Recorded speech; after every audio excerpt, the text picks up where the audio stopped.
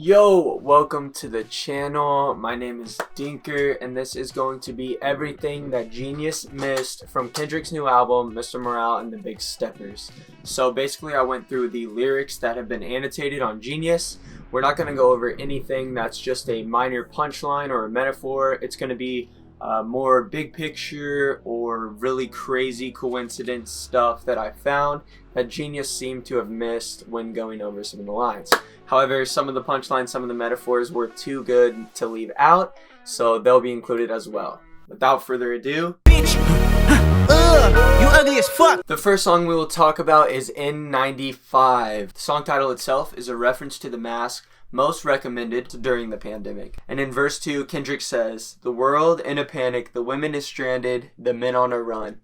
Genius annotators state that these lines are entirely about the COVID pandemic. However, I think that with the recent information about the possible overturning of Roe v. Wade, America has woken up to a new reality today where a woman's ability to have an abortion in place for the past 50 years is set to no longer be a constitutional right. Along with some states trying to ban things such as contraceptives and Plan B, I would not put it past Kendrick Lamar to have made a late change in this line in order to address a social issue, or at least highlight it. Towards the middle of the verse, Kendrick raps, "This ain't monogamy, y'all getting f***ed." An easy bar to catch, with monogamy being a relationship or marriage to only one person. And the last time we heard from Kendrick Lamar, he had only recently married his wife, Whitney Alford, in April of 2015, 2 years prior to the release of Damn. They were married for 2 years before having their first daughter in July of 2019. And in Mr. Morale and the Big Steppers, Kendrick makes many more references to his family, including lines about his wife being aware of his sexual escapades, such as, "Ask Whitney about my lust addiction." This makes the bar not only a metaphor punchline to whoever Kendrick is talking to, but also a reference to his marriage and the infidelity that he has had throughout. After the N95 video release, this seemed to be confirmed. There is a strong imagery of Kendrick Lamar sitting on a bed surrounded by Christian symbolism such as crosses, only to have a woman in lingerie laying on the end of the bed. I think I might want to go more in depth into all the videos that are going to come out with the release of this album, but I'm not sure yet. So, quote, "Murder is stacking, the president acting, the government taxing the funds in my bank." In 2020, the U.S. murder rate rose over 30%, after having a semi-consistent decline since the 90s. Along with the outbreak of war in the Ukraine, murder stacking would be an understatement. But the line most likely refers to the rise in murders throughout the United States during the pandemic.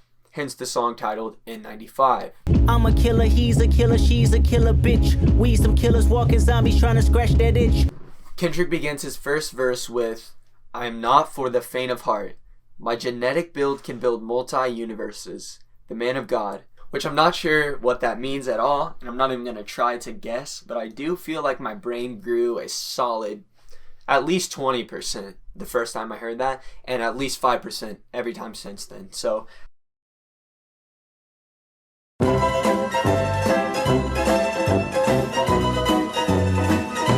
Kendrick Lamar then references the ghost of Dr. Seppi and several of his practices such as toxin cleansing. After catching pneumonia in 2016 in a prison in Honduras, his death was looked upon with suspicion.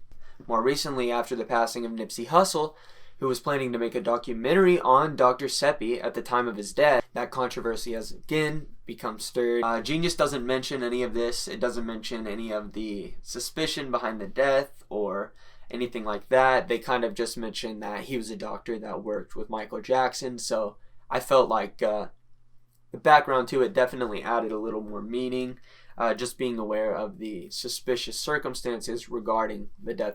At the beginning of verse 2, we get a little more personal look into Kendrick's life, and he tells us about well, I'll just let him tell you. The first time I fucked a white bitch, I was 16 at the Palisades.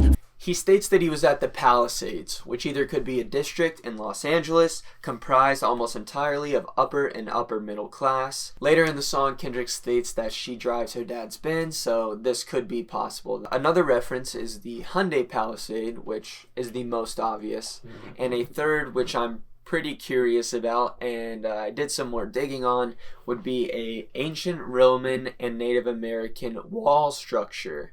Yeah, you heard me right. An ancient Roman and Native American wall structure, which I don't think is what he meant.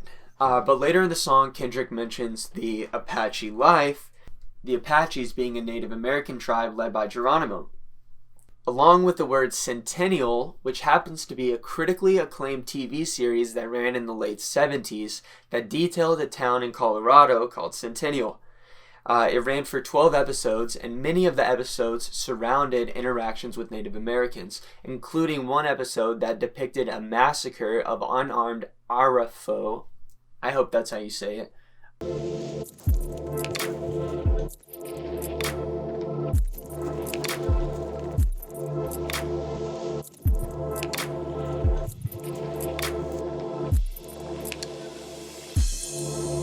Arapaho. Arapaho. Huh.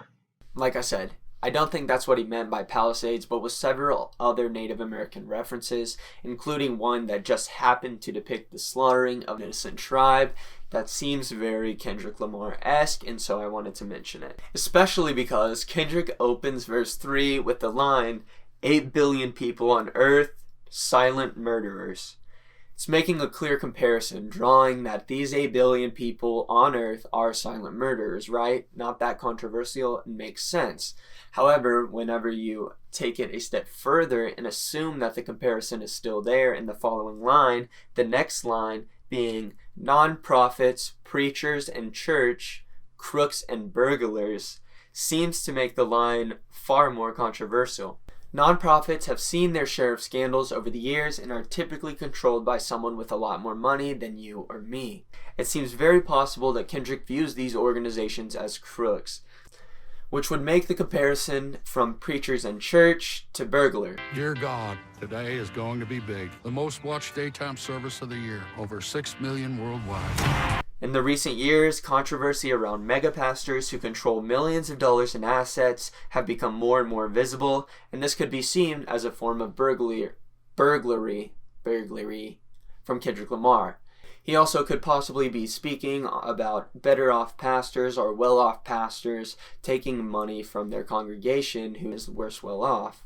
No matter how you see this, it seems like that's what Kendrick was trying to say.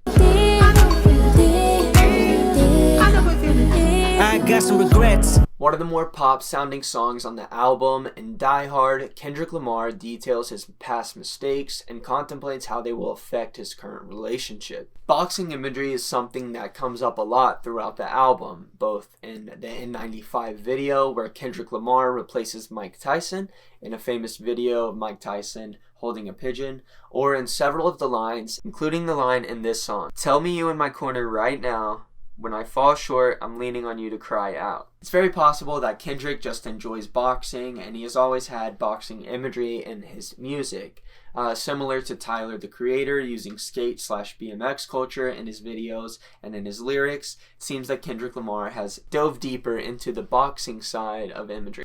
In this line, "The world be reminding me it's danger, I still risk it all for a stranger." This could be another allusion to Kendrick Lamar now being a father figure and feeling the responsibility to protect and ensure his family's safety. This could be another allusion to Kendrick's past mistakes in this relationship, especially given the theme of the song.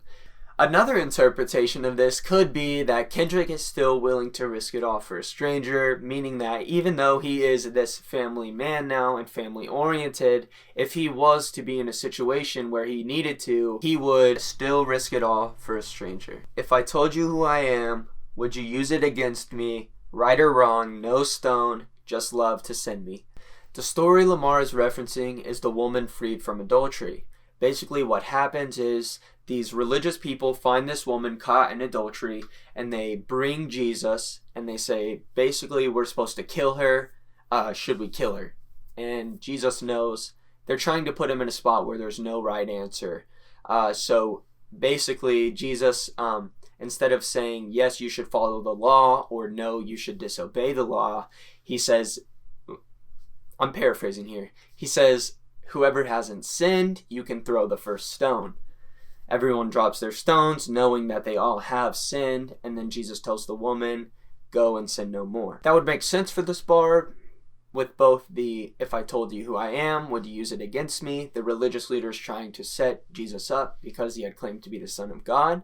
Or, right or wrong, no stone, just love to send me, with Jesus having made the people drop the stones. The right or wrong that was made clear by the old law is not there anymore, and just love is being sent. It could be possible that Kendrick feels in either a place of Jesus or the woman. As he said, if I told you who I was, would you use it against me, right or wrong?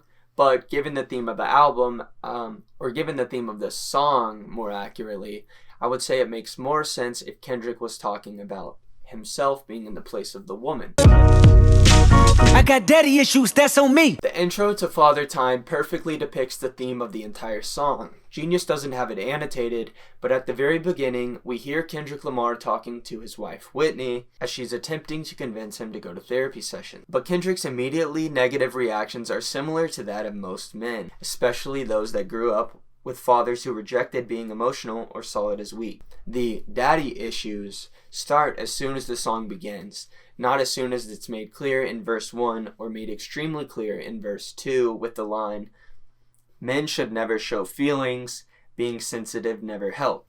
The ending line of the verse flips a concept about fathers teaching their son humility and breaking down their pride. Quote, oh, this is the part he breaks my humility just for practice, end quote.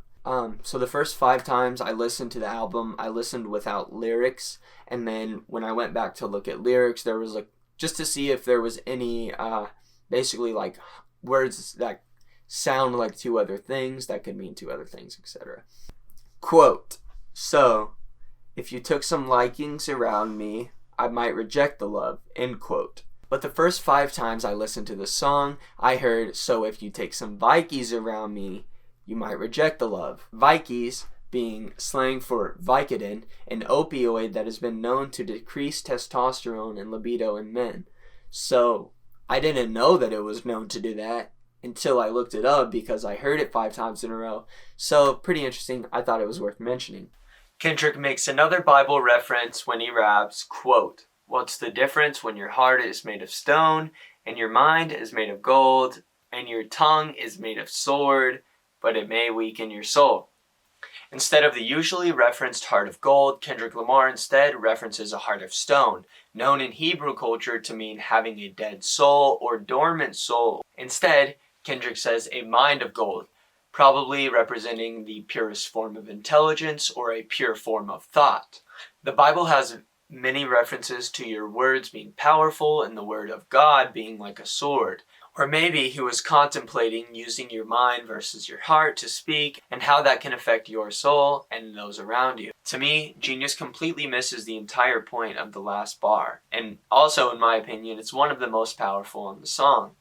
Genius annotates, quote, too often it's seen to be the woman's job to help the man do better and be better. Too often it's the woman's job to be a great parent and instill good morals in their children. Too often it is seen to not be a man's job to be in touch with their feelings, their emotions, and how that affects others. In his final 2 verses, Kendrick is speaking to the men with, quote, daddy issues, calling for them in the last line to see the mistakes their father made, realize them, and grow from it. Then saying in the last bar, until then, let's give the women a break. As in, let's give the women a break from being labeled as having daddy issues, or at least that's what I think.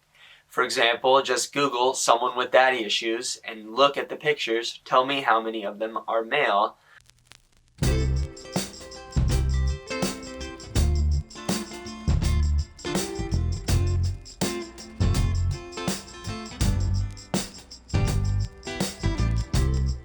Kendrick is making a statement against the term daddy issues, in my opinion, and against the connotation that comes with it always being used for women, and saying that until the men with, quote, daddy issues get their problem solved, it shouldn't just be an attribute that is thrown out towards women. I learned in trapping in the business, smart people making horrible decisions, you know? Rich. So, it was right here in writing my script that I realized if I went through the entire album, there would be literally no way that anyone would keep watching except for people that know me. This is my first video and I want to make it palatable. I want to not have an hour and a half in-depth dive. I don't feel like that's efficient and I don't feel like it's fun. So I'm gonna start working on a part 2 immediately. I'm doing this just because I love it. I love to talk about it. I love to research it. And I want to create a group of people or cultivate a group of people that also love the same things as me. I love playing games, I love music, I love movies. I have a lot of interest in a lot of things that I feel like could be entertaining. But more importantly, I'm probably just going to do the stuff that interests me for now. Things can obviously change, and I am going to continue to work through this album. It might have to be 3 parts instead of 2, but I'm excited to keep working on it. And if you watch to the end, thank you so much for watching. You mean the world to me, and you're amazing.